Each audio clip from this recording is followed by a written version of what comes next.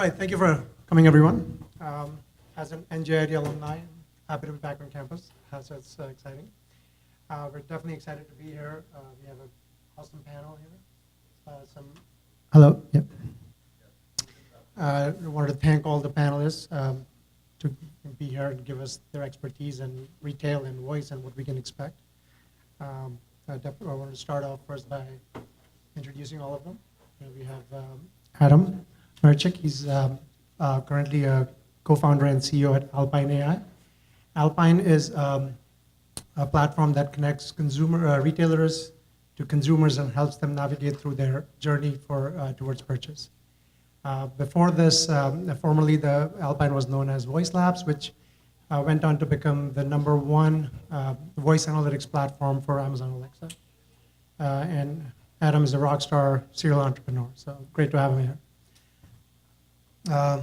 Ethan Goodman, he's a senior vice president, shopper experience for the Mars agency, and he is a deep expert in digital marketing and has been named as a young influencer by Adweek. So great to have you here. Pavan Arora, he is currently Chief AI Officer at Airmark. Before this, he was the Chief Data Officer at IBM Watson and has been known to make Watson smarter. Airmark, as you know, is one of the largest food retailers in the world and is also currently a Blue Tag customer. So thank you for being here. Before we begin, just... What? I'm Shilp Agarwal. I'm the co-founder and CEO of Blue Tag. Blue Tag is a platform for retailers to publish voice applications and help them navigate through their retail journey as well. Wait. I want to brag for him. He just got admitted to the Amazon Alexa Accelerator, which is a prestigious group, and a lot of the best kind of voice companies have come out of it. So thank you. Yeah, congrats. Yeah, thanks a lot. So before we begin, just by a show of hands, how many people here have shopped using voice before? All right, wow, it's a good crowd. And just so that it helps the panelists a little bit, do we have any retailers in the audience? All right. And service providers? Excellent. As far as when it goes to retail, the stats are that about 60 million people are expected to shop by voice in a couple of years. Currently, voice shopping is about a $2 billion market, and it's expected to hit $40 billion by 2022. So I think a good place to start would be that we talk about the current landscape, and what is the $2 billion today when people are shopping for voice? What does that look like, Adam? Yeah, so we actually surveyed 39,000 Amazon users and digested all their purchase data. And from that, we gleaned that a lot of the 2 billion is what you expect. Reordered Nespresso capsules. I bought this 10 times, I wanted it 11th time. And so replenishment is a bulk of that 2 billion. But to get to 40 billion, there's going to be a bunch more things coming. So now is it fair to say that these are customers just reordering things on Amazon primarily, or is it on different other retailers ordering to Google? How does it compare between Alexa and Google or Siri for that matter? Yeah, I haven't seen definitive data to tell us one way or the other, but I think our hypothesis is that the majority of the activity is happening on Amazon today, although we expect there to be a pretty significant shift. It's probably because a lot of the commerce activity that's happening is in the home environment via a smart speaker. We know Amazon's got about 60% of that share currently. So again, I think just to reiterate what Adam said, it's direct transactions on the native platform, mostly reorder, and probably on Amazon. All right, excellent, cool. So now when we are looking at, in 4 years, we're going to go from 2 billion to 40 billion. Is that pretty much more of the same? Are we looking at just more people reordering on Amazon, or does the landscape change at 40 billion? I want to hear from you. Sure. So you said before it was replenishment. Isn't discoverability going to be really hard on Alexa? Yeah. So I'm sorry if I'm asking the question, but no. So it's a great. So and part of that is like the metamorphosis from moth to butterfly of Voice Labs to Alpine, is we had 3,700 Alexa skills and assistant apps on our platform, and we're helping them understand what was going on. And the bulk is replenishment of reordering, and they were doing things they were used to doing. And we started in about 9 months ago seeing people say, hey, I'm looking for a tennis racket. Or what wine goes with steak? You know, and so things that are more, we look at the world and we're building solutions that are upper funnel. So it's, you know, really, I'm just starting to think about buying something. Mid funnel. So I want to decide based on characteristics. I want a tennis racket that's good for intermediate. And then full funnel, which is like I've digested the entire product catalog and go full through the path to purchase. And to get to that 40 billion, our hypothesis and what we're seeing it with data is people already are going upper funnel through mid funnel, and they're going to keep evolving all the way through the path to purchase, which is really exciting. And it goes also when it's, you know, one other thing, your next echo is your TV. So voice plus visual is going to be the majority of sessions 4 years from now, which opens up a lot of shopping opportunity. Yeah, I completely agree. Just a couple of builds, but I love the idea that as you kind of span the entire funnel, you're going to get more contextual selling, which is going to drive transactions. I think other places where the growth will come from, so 18% household penetration for smart speakers right now. They're expecting it to get to 55% the next couple of years. So just more people coming onto the platforms, I think means more commerce. So I think that's part of it. I think that Google and what they're doing with in partnership with retailers like Walmart and Target and others, bringing tens of thousands of products onto Google Express and therefore onto Google Assistant is going to drive a lot of that activity. And then we're excited about some additional use cases outside of the at-home experience. So, you know, for example, how can we use voice as a way to augment the in-store shopping experience and drive more conversion that way? So now with you know, you said something about visual. Now I think there's going to be all sorts of devices, right? So voice is going to be not just in our homes; it's going to be in our offices, in our cars, in our headphones, in our TVs. Now, Pawan, for you as a retailer, how do you see that fitting in with Aramark? Like, how does it make sense, and why? You know, I think a question would also be why now? Is it the right time to get in with voice and shopping because it is earlier days, or why are you picking the time now? Yeah. You said you're a retailer, right? From HSN. So I don't know how you think about this, but for us, it's different depending on who you're talking to. But if I'm selling this, I pitched this to our CEO as a fear play, because quite frankly, Aramark, which by the way, you know, manages most of the cafeterias in the world, it's some 60,000 food retail locations just in the U.S. and international it grows more. But how are we going to manage our K through 12 and higher ed clients, which is a large majority of it? How are we going to service that expectation of consumer engagement today?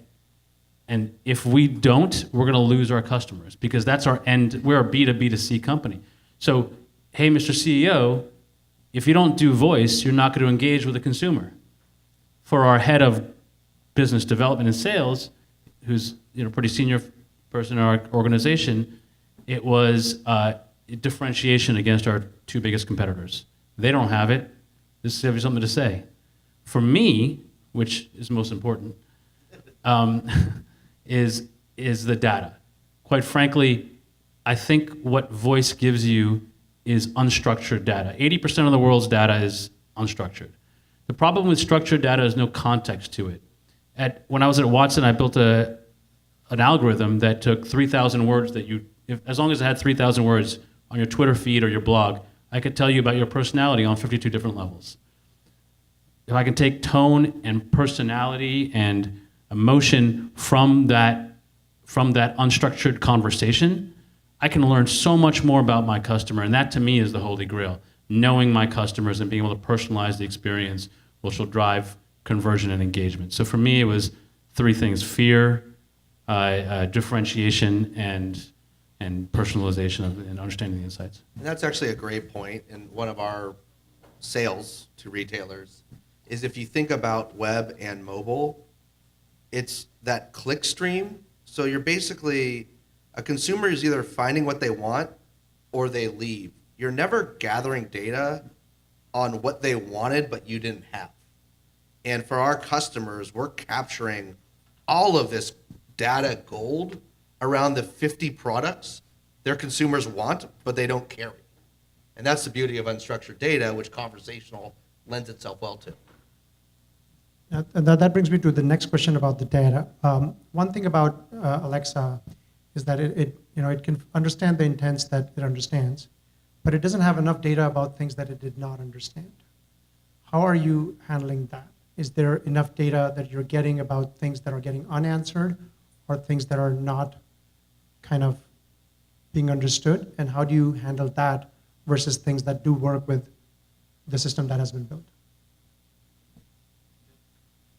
So we've solved that. Okay. So we announced today at this conference our partnership with Petco. It's on our blog, alpine/blog. And in it, as part of that release, we list a bunch of the questions that people on Alexa asked that they didn't predict. And so that's technically solvable. We've solved it, and we're capturing that information.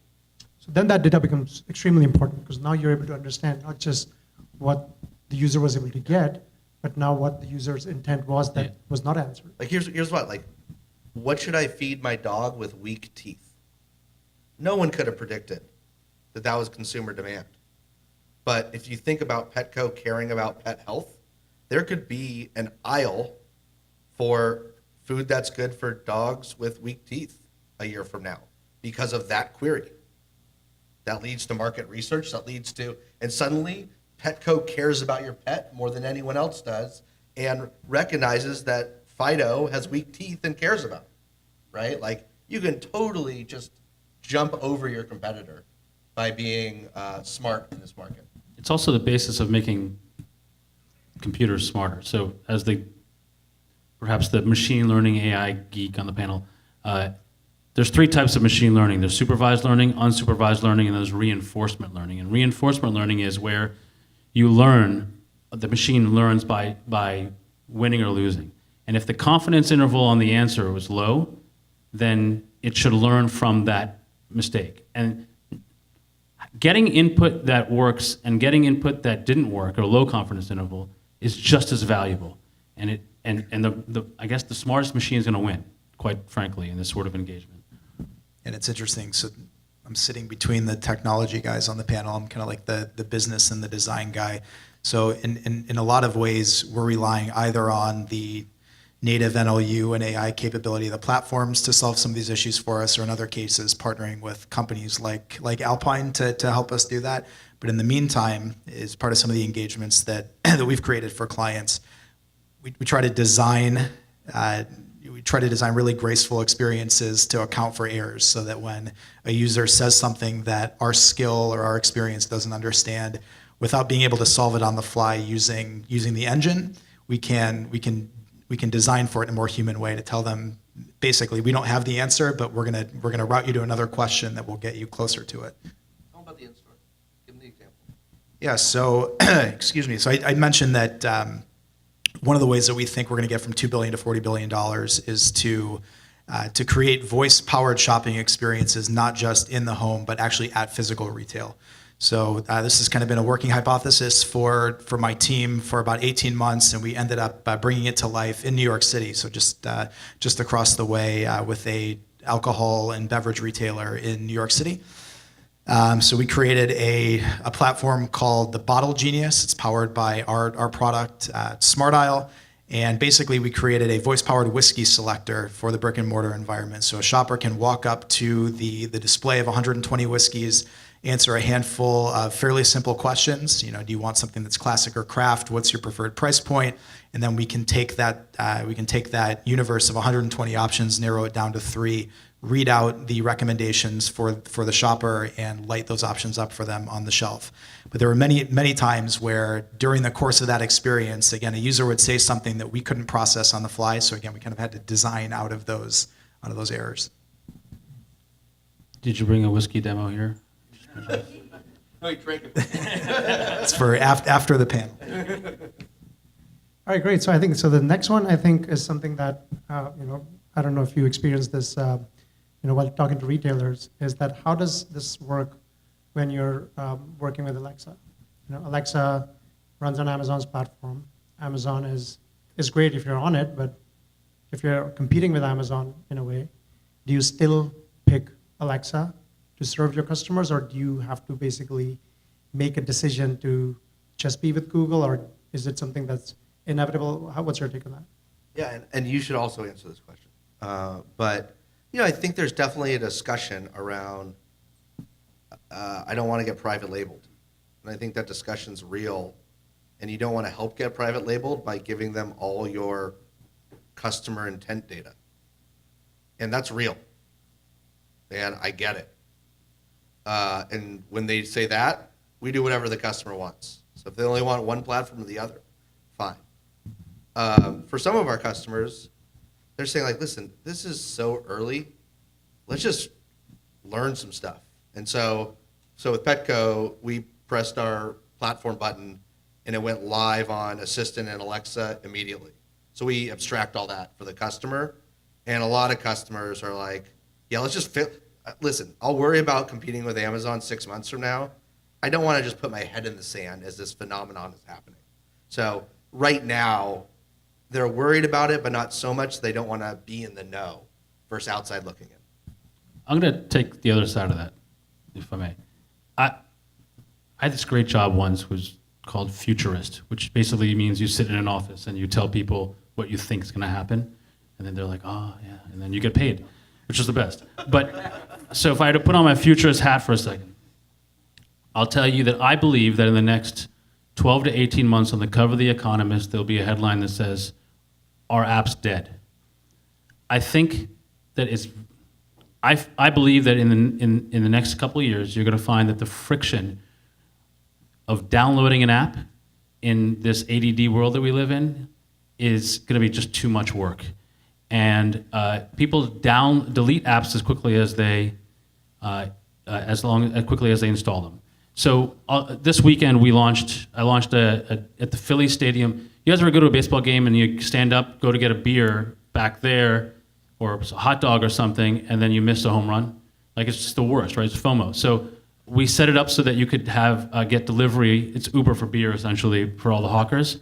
And it's a text-based conversation. It's a natural language conversation. It just got launched this weekend with Apple.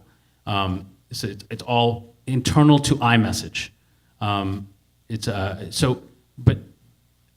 believe that for me at least, and one of the reasons that we're working with Blue Tag is that it's really important that if we're going to include voice, we do it in a way that doesn't involve having additional friction of downloading apps. So if that means we put an Alexa device, I'll tell you that when we put mobile ordering on campuses, right, we got decent penetration, like 20%. When we did kiosk at the location, we got 90% of people using the kiosk.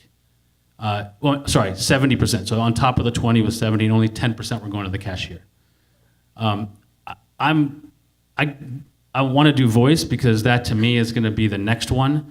And my problem is that I don't think that they're going to have to download. So they're going to have to put an Alexa or Google, whatever the device is, on each one of these stations. And so that's what we're planning for. And that's why I'm just taking the other side. I don't know if it's the other side, but yeah, it's different. Yeah. Well, but even still, it's like, should you use SoundHound or Nuance? So you're not giving your purchase data to someone who's going to compete with you. I'm more scared of missing out, so I don't care right now. I just need to get in the game. Yeah. Because if I get in the game, I'm going to get the next client, and that's an extra 4 million in the bucket. So I don't, I'll worry about that later, quite frankly. But I know what you mean, and it's at Watson, that was our primary thing that we would say is that we don't share your data. We don't build, which was horrible for us. Because then when I had to build a virtual concierge for Caesars in Vegas, and then the Mandalay Bay wanted a virtual concierge, we had to start from scratch all over again and charge them whatever we charge them. And so the same amount, so it doesn't make much sense. But I agree, it's incredibly important to our clients. All right, so the next one I'm going to quickly touch upon is privacy, security concerns, retail transaction voice. Are we looking at credit card transactions over voice if we're talking about retail? How does that concern, is that a concern right now? Or is that something that's not a concern yet? Or is that, because you hear a lot of things about, is my Alexa listening to me all the time? That right there is one thing. But then when you add voice payments and credit cards down the line, how does that get? I'll tell you from our end, for that beer app I just told you guys about, where you're messaging, the biggest reason that people didn't use it was because they didn't want to sign up for Apple Pay. But I'm not going to solve that issue. So I'm going to personally, the only thing I can do is to make it, I think over time, the more convenience will win over concerns of privacy, personally. Yeah, I think. I completely agree. I think that right now there might be a little bit of skepticism just because it's a new channel. But I think that like we solved it for e-commerce, desktop e-commerce, and for mobile, and across all these other channels, that as long as it's convenient, consumers will get over it. I think right now there are some fairly elegant solutions to help you get there. You can do account linking through through the Alexa app, to make sure that you don't have to actually speak your credit card number into your Echo device. I think that, and this isn't as much about privacy as it is about people's willingness to transact in voice. And I think Adam talked a little bit about that, kind of moving towards more of a voice in visual hybrid form factor. I think that that'll help folks too. I think that right now, again, the use cases are mainly around reordering your espresso capsules.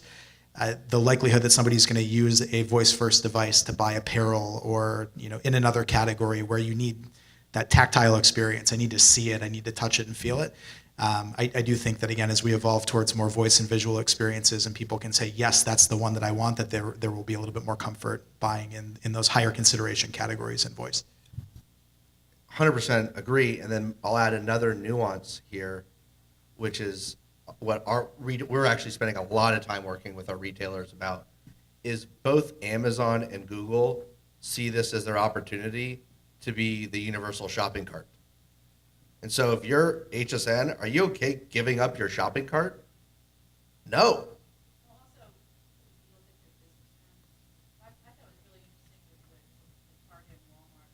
Margins for, roll it through the cows. And they want a piece of that.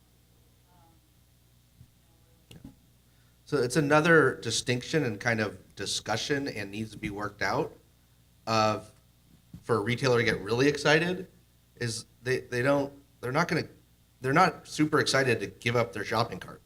And right now, both Amazon and Google are like, yeah, just use Amazon Pay or Google Pay, and that's how you check out. Like, no, wait a second. Like, I'm Macy's. Like, we have credit cards. Like, we have a whole, all of our margin is from our checkout.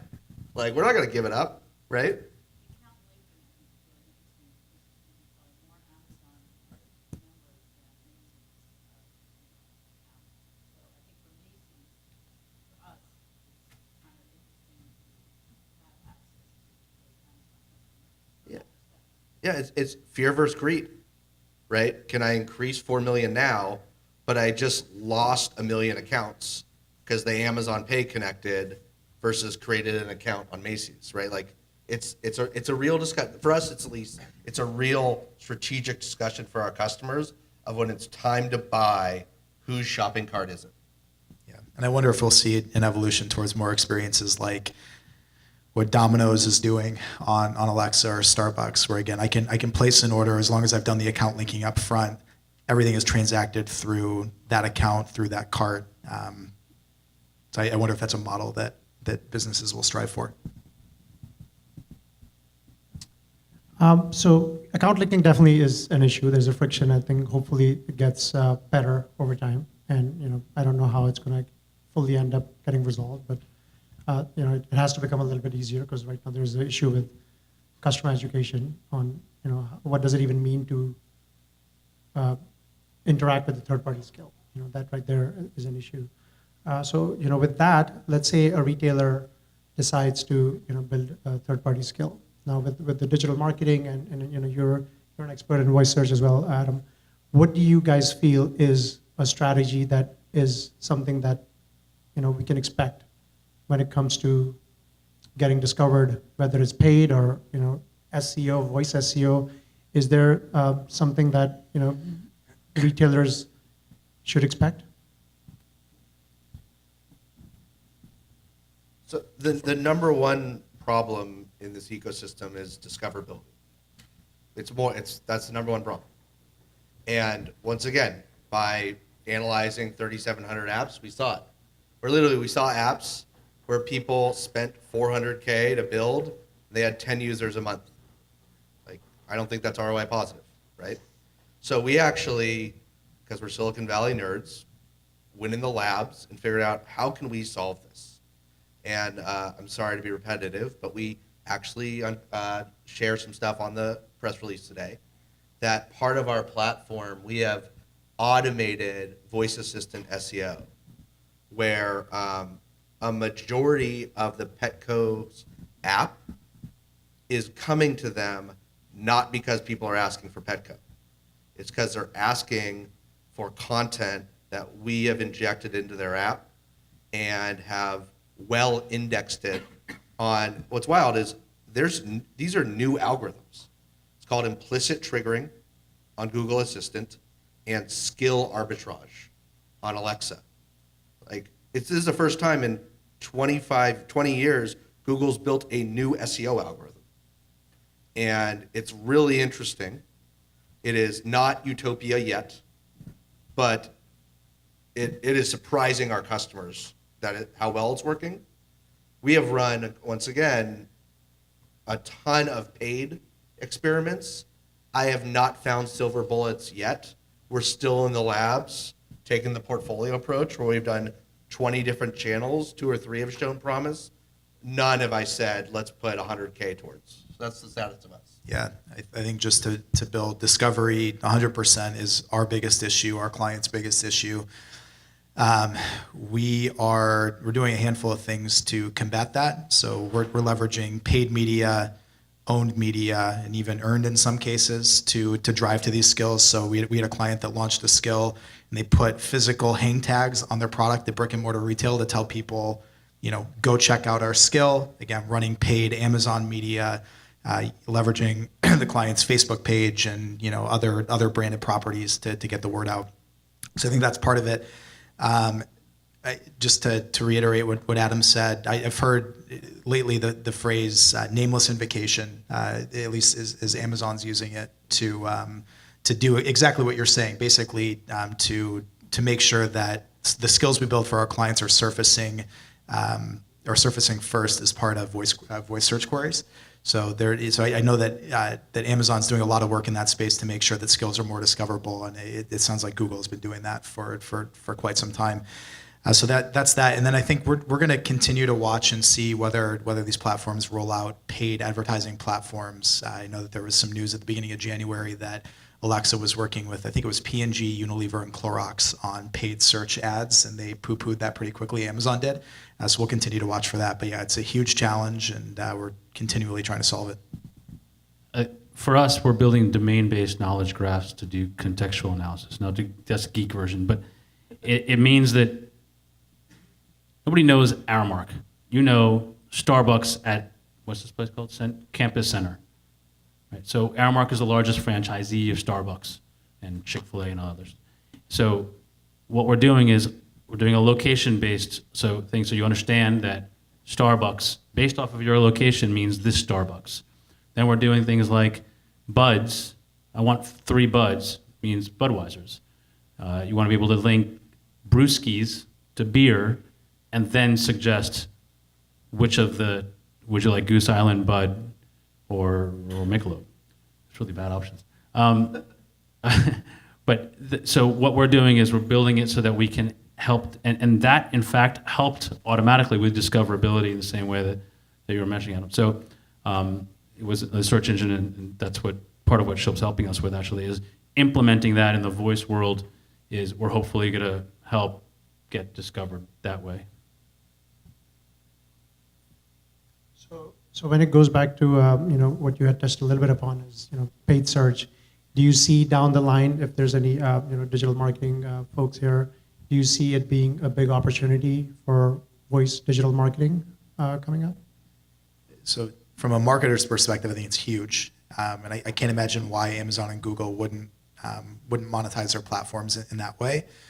And then when I put my consumer hat on, I think that's why, because as a consumer, is it delivering for me the best experience? If I ask for one thing and I get a result that is completely different than what I was expecting, that creates a bad experience. So it'll be really interesting to see. But I imagine that if they turn on the spigot, that you're going to see a lot of money start to pour into that channel, just because there are so many voice searches happening on a monthly basis. So do you think it's going to be different the way it's going to work on Amazon and Google? Or do you think it's going to eventually turn out to be fighting for voice product search or voice retail search, which is going to end up, come to a point where it's going to end up being fighting for the same spot? Or is it a different ecosystem that eventually that we can, we don't really know exactly how it's going to end up, but what do you guys think about, how is paid search going to work on Amazon when you're competing, you have third-party retailers competing with products that all exist on Amazon, as opposed to Google, which is, kind of more of a level playing field? Any thoughts? I think what's really interesting is which domains. So first off, it's not rocket science to think Google will implement a marketplace to buy conversational queries. Like that's AdWords for voice. It's not, I'm no genius. You're the futurist. That said, if you talk to Jeremy Staupelman at Yelp, what he thinks about Google SEO, you'll get a lot of explicatives. And so one of the questions is for Amazon and Google, which verticals are they going to be like, hey, no, we got this? Like, oh, if you're looking for local restaurants, oh no, we got this, like the duo. What was it called? What's the duplex? We got duplex. We got this. Don't worry about it. So if you're a restaurant, like none of your queries are actually going to make it because we got this vertical. That's going to be really interesting. What verticals do you get to play in, and what are going to stay on Amazon? We already are seeing with Amazon, you ask for, I think, Duracell, and they say, yeah, we have Amazon batteries for sale. Like, wait, what? Like, they are spending $5 billion a year each, at least, on these platforms, and there's a business plan. So if you think $20 billion in, and a 5-year business plan that's break even, they got to be thinking pretty big. And Amazon thinks pretty big in commerce, and Google thinks pretty big in advertising. So it's going to be fun to be part of it. We'll find out. So do retailers build for both? Do they start with one? Are people going to have both the devices? Are they going to, are we seeing that when they're shopping, they're looking at one? Are they, again, these are some maybe overlapping questions, but as a retailer, where do you start? Yeah, I think I say this and I'll backtrack a little bit. I think that the use case for paid search and just like consumer behavior on Amazon is pretty clear. I think that it's going to be the CPGs and the other brands that come to the table with the dollars to fund Amazon Alexa paid search. On the Google side, it's really interesting because you've got those two stakeholders. So if somebody says to their Google Home device, I want to buy toilet paper or I want to buy paper towel, Bounty and Charmin have a vested interest in making sure that they surface at the top of that result, as do Walmart and Target. They want to make sure that person is buying Bounty at Target and not Bounty at Walmart. So I think it'll be really interesting to see how they treat that. I know that they've played around with some already on the Assistant platform, some shopping advertising units that I believe the retailer pays for currently. So I'm really interested to see how that plays out. From a consumer perspective, I think it's just it's gonna depend. It's gonna come down to their choice. Again, do I want if I proactively choose to purchase an Amazon device, an Echo device in my home, I've got to know that virtually everything that I buy or that I ask to buy is going to be shipped from Amazon. But maybe I want more retailer choice, and I'll choose to buy that Google Home device. So I think it'll be really interesting to see how that plays out.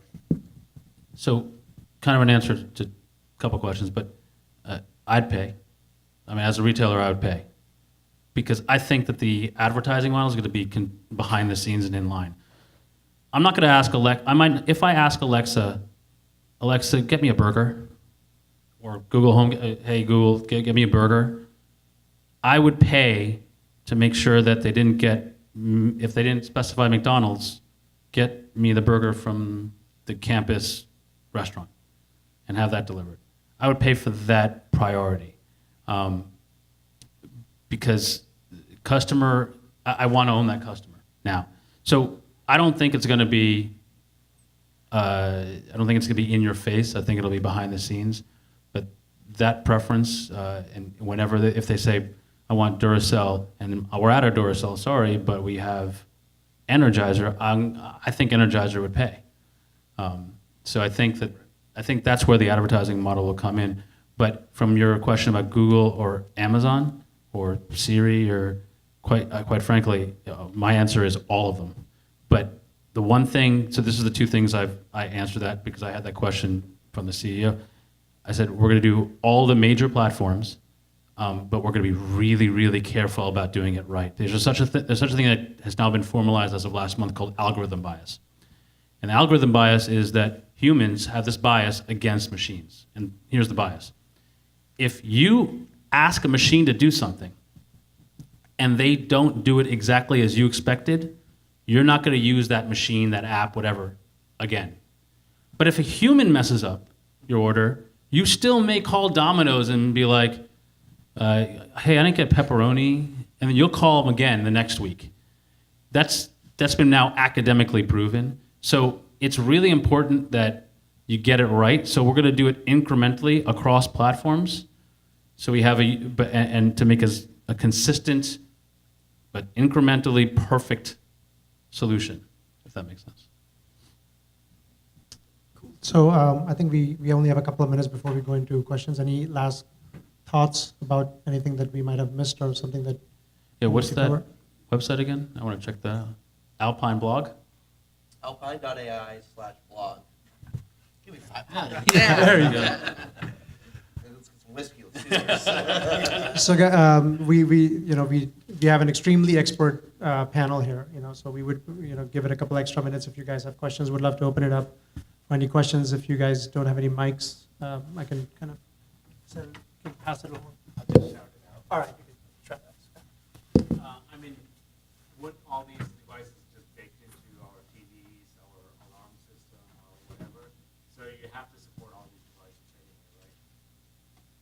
Would you think that? Like, it's not like the consumer is not going to pick, I'm going to buy Echo or Google Assistant or something like that.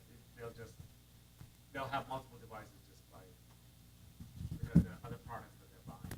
Yeah, so I think that I'm hoping that Samsung doesn't build their own and Vizio doesn't build their own, right? I'm hoping that they all choose one of the 4 or 5 major platforms out there so I can just build towards all those 4 or 5 as a retailer. Yeah, but like part of it is, okay, you build for all, but there's nuance to it on the budget for each.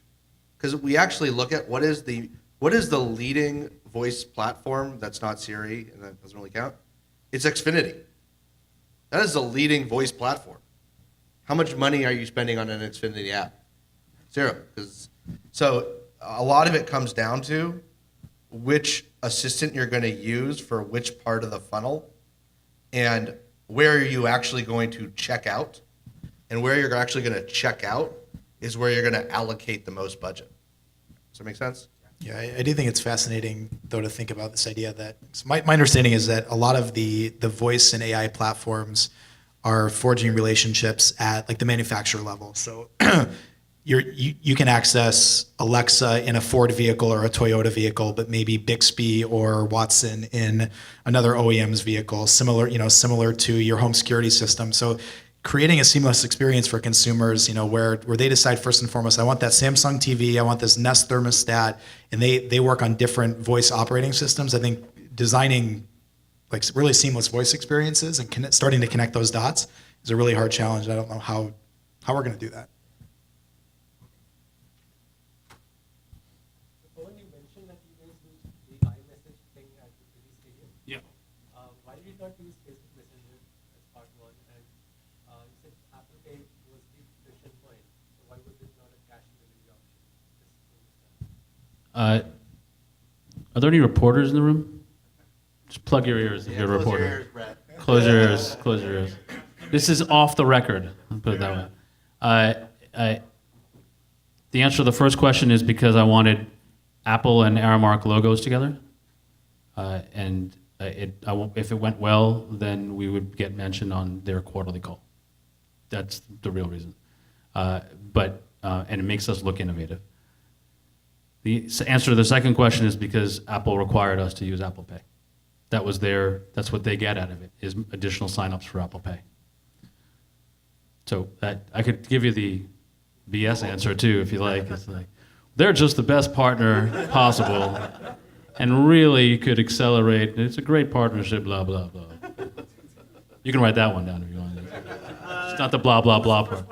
Yeah, go ahead. Sure, thank you. I'm a brand marketer, so at the agency, and just curious kind of your guys' opinion on, there's lots of articles about like the brand may go away because eventually we will have these AI, who decide for us. So if I've decided that price matters to me and I ask for batteries, it's going to go for the cheapest without even talking about a brand with me. So I understand the paid search potential and I'm excited about that, but just curious, like your vision. I think there's a lot of stuff very far out, like a recent APR article about this. Just curious, like, what you guys think. Yeah, I mean, I think you hit on it a bit, and I see Pat in the back from Zap, and we were talking about this earlier. As discoverability becomes easier, and as people start asking for, again, not Toyota or Petco, but as they start asking for cars and pet food, I think that it's gonna be really important for brands to build experiences that are excuse me, that are really relevant to those categories. So that when somebody does ask for, again, a car or pet food, that the first opportunity to provide an answer to them is being delivered by the brand. So, excuse me, Pat was showing me this example yesterday. He spoke into his Google Assistant and he said, "Tell me about SUVs," and the number one search result was the Toyota Google Assistant action. So I think that removing that friction and making it so that when users make queries in voice, they don't have to ask for the brand, but they end up getting a brand experience is going to be really important. So I don't think that the brand will necessarily go away.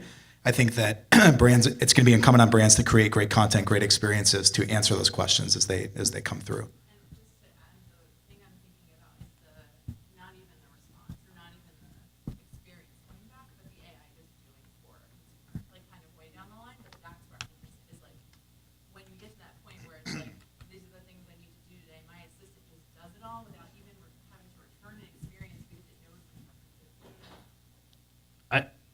I think it's already happening. So my answer is twofold. One is on the mid to low end brands, yeah, I think they're gonna go away. The high end brands will live. So the high end brands will live because my wife bought a bag, Balenciaga's band. So she bought this thing that was $2,000 or something. It just made me mad, and it looked like the same one that they sell at Macy's. But no, we're gonna get no, that's what she said. And then so those brands will live on, right? But I think what happens is, but for another story, my brother-in-law bought my son, who was really into Spider-Man, something that was really dumb. It was a Mr. Spider-Man Mr. Potato Head that had less pieces than the original Mr. Potato Head. It was the worst thing I'd ever seen in my life, and I called him and said, "What the hell is this thing? What? Don't send this junk to my house." And he goes, "It was the #1 Spider-Man toy on Amazon." And my kid loved it. Based on my kid, Amazon knew my kid better than I did. And that kind of purchase activity is the kind, what I do. I don't shop anymore. I just go, what's the best one? And I just hit click. I don't read the description anymore or anything. It just takes too much time. So I think for those like utilitarian staples, those products will become difficult to differentiate from a brand perspective. And one thing that there's another phenomenon that's hockey sticking that we lose when we talk about because these are platforms, and that's direct-to-consumer brands, Allbirds, Casper, Warby Parker, and it's a real opportunity. And so they're killing it. And for those brands, they're like, oh, it's totally fine. We'll just use our channels and it'll all work out. It's like, wait.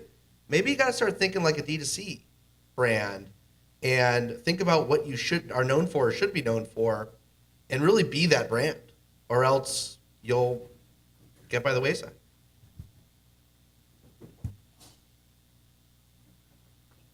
So also, at an agency, I think, Ethan, I think this question goes a little bit directly to you. If you're like in these last 3 days, we talked about voice and its usage in the home, and primarily we talked about home and car.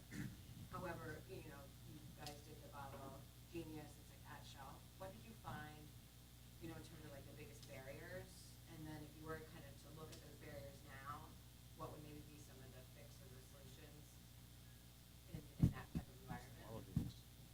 It's the whiskey thing. Yeah. So biggest barriers is a really good question. The success of that 2-month pilot was really great. So we drove a 20% year-over-year lift. So for the most part,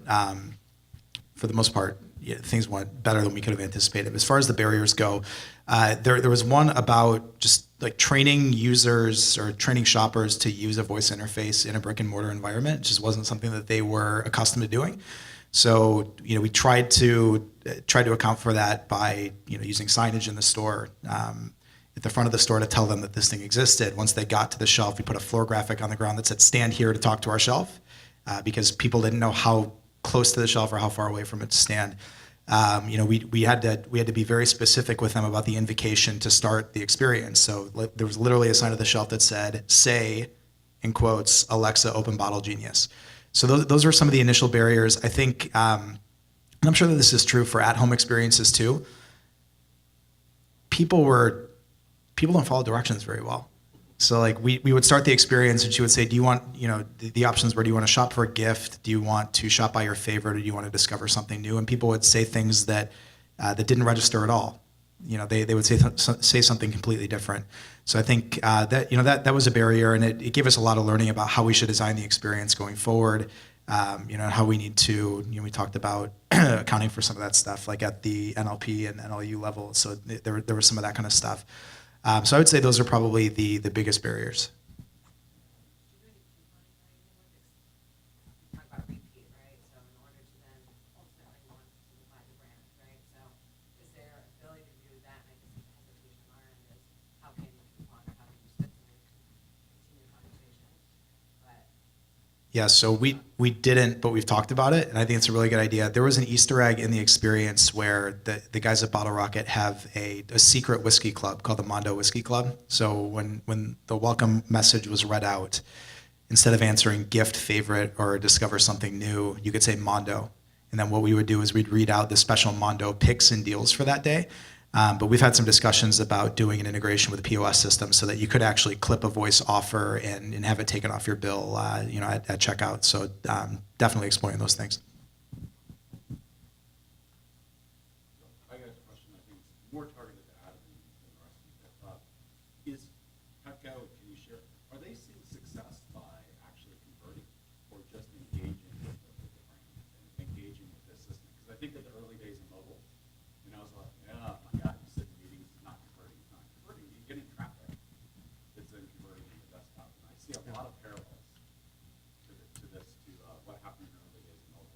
I'm curious if you see that as well, or you see something different. Yeah, it's a great question. And we saw it from Voice Labs, the analytics brand, where we're like, wow, these were painful spends. Like, these people should be fired because they spend way too much money for 10 users a month. And it also has affected how we've built this company. So my last company was in mobile, and it's better be lucky than good. 18 months in, we had 100 customers and 80 people, and I don't know if anyone's seen the show Silicon Valley. That was our company. Raised 60 million, led by Sequoia. Like, Kid Welcome, my good friend Kid Rock. Like, we just rolled because it was product market fit, and the timing was right. Here, it's early, and we made the decision that we would not build crappy apps, and we would not take on a customer if we didn't believe we can do ROI plus products with them. And so we've turned away some customers, and Petco it's the confluence of a bunch of great things in that we're announcing today the first initiative we're doing with them. And I mentioned upper funnel, mid funnel, end of funnel. This is an upper funnel application where it's called Pet Coach, and it's my dog just ate ibuprofen. Is that okay? Times 20,000 different items times advanced NLU, meaning we could answer 150,000 different questions. So upper funnel to start. That said, a large percentage of Petco's revenue comes from you taking your dog to Petco for a vet appointment. So if the answer is that's bad, the next thing is bring your dog in for an appointment. So that's generating revenue. The second part of it is they have recognized that when someone comes in for a grooming or a vet appointment, they leave with $120 of pet products. So that's ROI positive. So even though this first initiative is upper funnel, from running the model, it's going to be extremely ROI positive. And then we have other things that we're building on top of it that are like voice commerce. The model's very obvious. So a lot of it is around having an honest discussion around what's the first thing to do, what's the next thing to do, what are the gates we should hit. Like, for example, let's just hypothetically say that we have built the technology to point at a website of 50,000 SKUs, automatically digest the entire website, create a proprietary knowledge base, and with zero work from the client, create a pretty awesome Google Assistant app and Alexa skill. Let's just assume, hypothetically. We only want to launch that when we have 100,000 monthly active users. So, which we're going to get with this upper funnel app. So it's like rather than rolling out a product traversal app when you're starting at 2 users, let's do that when you're already a digital assistant leader and already have that traffic coming your way. Does that make sense? Will Cool. that be in the store with Pet Coach? Pet Coach is live. Will it be in the stores as well, just Uh, if I go into a store, just to learn more of like that you have this, like, will it be an in-store experience as well as Yeah, well, this is what's fun about this market is, so one of the things is, as we're talking with our retailers, is they're like, yeah, the first customer we have is our store reps, because they're a week into their job, and they don't know if a dog can eat Benadryl, right? So, and what's great, and once again, one of the things we're talking about, the macro trend, by the end of this year, there's going to be 1 billion devices featuring digital assistants. And that's 70 million Echoes, 25 million Google Homes, and 910 billion Android phones. And also, you can download the Google Assistant iOS app. So it will be in the store. It's either going to be because Ethan's team puts hardware in, or the millennial store clerk is using their phone. Does that make sense? Yeah, I mean, Yeah, and we're in discussions with our retailers, and they're like, let's put this in store. When they're looking at it, it's like, okay, let's run the ROI calc. You know, it's just an ROI calc discussion of when's the right time, It's market.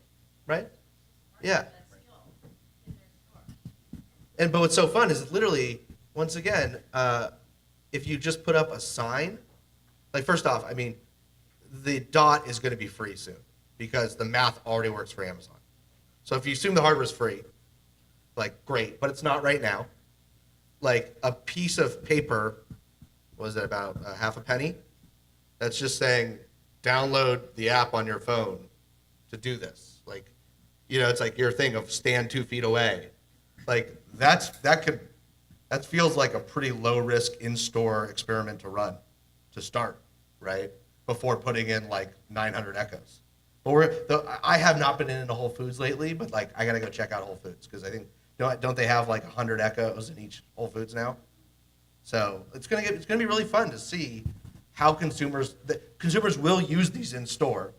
It's just what's the hardware device, and as we found out with mobile, like I was a TomTom and Garmin killed it for 4 years as navigation devices. And then it became in your phone and they went away. So it's just like what cycle and when are people going to use what piece of hardware? Right? I think we might have time for one quick question. Last one. Sorry, I missed the first half of the point. Yeah, go ahead.